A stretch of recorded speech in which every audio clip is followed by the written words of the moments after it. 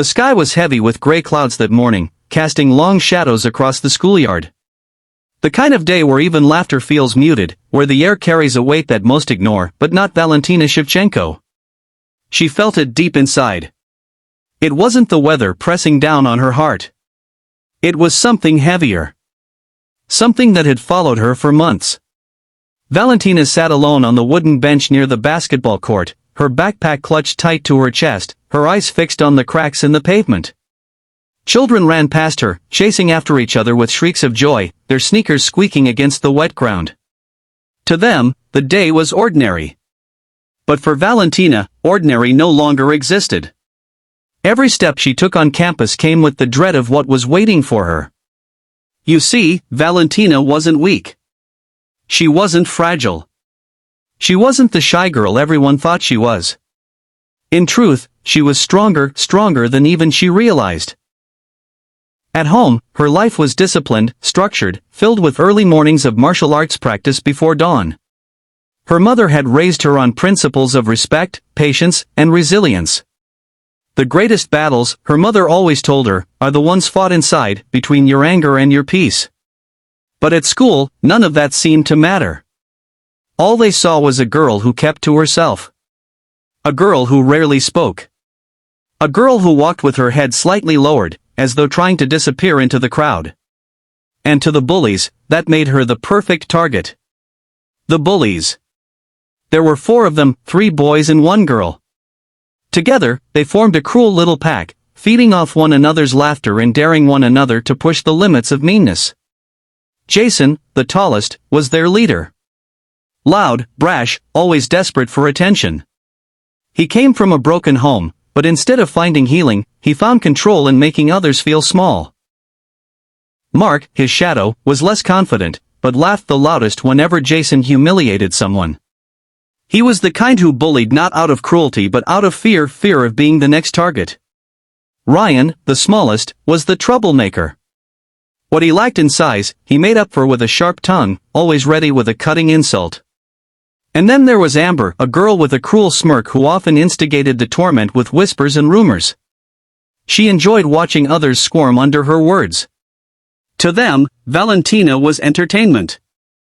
It started small, books knocked off her desk, whispered insults as she passed by, mocking the way she spoke. But as weeks turned into months, it became relentless. Rumors about her family spread. Lunch trays accidentally spilled on her. Lockers slammed shut just as she tried to reach inside. Valentina endured it all with silence. Her classmates noticed but looked away. Nobody wanted to risk becoming the next victim. One rainy afternoon, when the hall smelled of wet coats and muddy shoes, Valentina felt her patience slipping. She was gathering her things at the end of class when Jason blocked her path. "Were you running off to, silent girl?" he smirked. Mark and Ryan flanked him, while Amber leaned casually against the wall, arms crossed, watching. Valentina didn't answer. She adjusted her bag on her shoulder and tried to step around him. Jason shoved her lightly back. No. We're talking to you." Ryan snickered. "Yeah, maybe she lost her voice. Maybe she's a mute." Mark chimed in, "Or maybe she thinks she's better than us." Valentina swallowed hard, keeping her composure. She bent down to pick up the notebook Jason knocked from her hands. But as she did, Ryan noticed something fall out of her bag, a small silver pendant on a thin chain. He picked it up, dangling it mockingly. "What's this? Your little good luck charm? Looks cheap." Valentina froze. That pendant wasn't just jewelry. It was her grandmother's gift, something sacred, something tied to her family's roots. "Give it back," she said, her voice steady but quiet. Jason grinned. "Or what?" And with a cruel laugh, he dropped it on the floor and pressed his shoe against it. Something inside Valentina shifted. For months she had endured, staying silent, choosing peace. But this was different. This wasn't just about her. This was about respect, about dignity, about everything she had been taught. Her body straightened. Her eyes, usually soft and distant, locked with Jason's. For the first time, her voice cut through the hallway like steel. Pick it up. The unleashing. The bullies laughed. They thought it was still a game. Jason reached down to crush the pendant under his foot. But before his shoe could press harder, Valentina moved. Years of training surged through her body, not with anger, but with precision.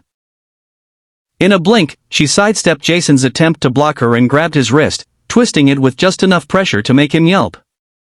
His knee buckled, and he dropped to the floor. Mark lunged forward, but Valentina's stance shifted. Calm, controlled, unshakable. She redirected his momentum, guiding him into the wall with a thud that knocked the air out of him. Ryan tried to charge from behind, but Valentina spun, her foot sweeping just close enough to trip him, sending him sprawling onto the floor. Amber froze, her smirk gone. She tried to shove Valentina, but her shove met a wall of discipline. Valentina blocked effortlessly, then stepped back, her gaze steady and unwavering. In seconds, the bullies were on the ground, wide-eyed, trembling. The hallway echoed with their gasps and whimpers. "Please, don't hurt us," Jason stammered. Valentina bent down, picked up her pendant, and slipped it back into her pocket. Her voice was calm, almost gentle. "I never wanted to hurt you. But strength isn't about making others feel small. It's about protecting what matters." And with that, she walked away, her steps measured, her dignity intact. The aftermath. The story spread through the school like wildfire. Whispers filled the halls. Students who had once turned away when Valentina was mocked now looked at her with awe. They had witnessed something extraordinary, not a fight, but a demonstration of real strength. The bullies, once feared, now carried the weight of their shame. They avoided Valentina, but not out of fear of her fists, out of respect for her composure. For the first time, they saw how empty their cruelty had been. A week later, Jason approached her. His voice cracked, his hands stuffed in his pockets. I'm sorry," he muttered. "We were wrong. I was wrong. You didn't deserve any of that." Valentina studied him for a long moment, then nodded. "Apology accepted. Just don't repeat it with anyone." From that day forward, the bullying stopped. The message. Valentina never bragged. She never retold the story for glory. She continued her life with quiet strength. But those who saw what happened never forgot. She had shown them that silence doesn't mean weakness. That kindness isn't cowardice. That when paired with discipline, patience is the greatest power of all. And her story became a quiet legend, a reminder that the strongest people are often the ones who fight not to hurt, but to protect. Closing call to action. Friends, if Valentina's story inspired you, let me know your thoughts in the comments. Have you ever been underestimated because you stayed silent? Have you ever been pushed to a point where you had to show your true strength? Share your story, I'd love to hear it. And if you want more emotional and powerful stories like this one, don't forget to like, share, and subscribe to Be Kind Always. Because in a world where cruelty is easy, kindness is the true strength we all need. One evening, sitting on the porch as the sun dipped low, her father placed an arm around her shoulders. "You didn't just win a race," he said. "You won yourself back. That's a victory no one can take from you." Emily smiled, her heart full. For the first time, she believed it. Final message. Emily's story is not just about a farm girl and her Navy SEAL father. It's about every person who's ever been underestimated, mocked, or bullied for being different. It's about learning that strength doesn't always mean fighting back with fists, it means standing tall when the world tries to push you down. So if you've ever felt small, if you've ever been laughed at or left out, remember this: you are stronger than the doubts, braver than the bullies, and greater than the obstacles.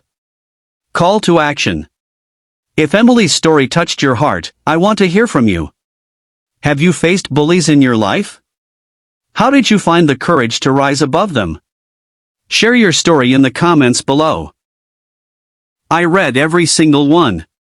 And if you want more powerful and emotional stories like this, make sure to subscribe to my channel Be Kind Always. Together, we can spread kindness, courage, and hope one story at a time.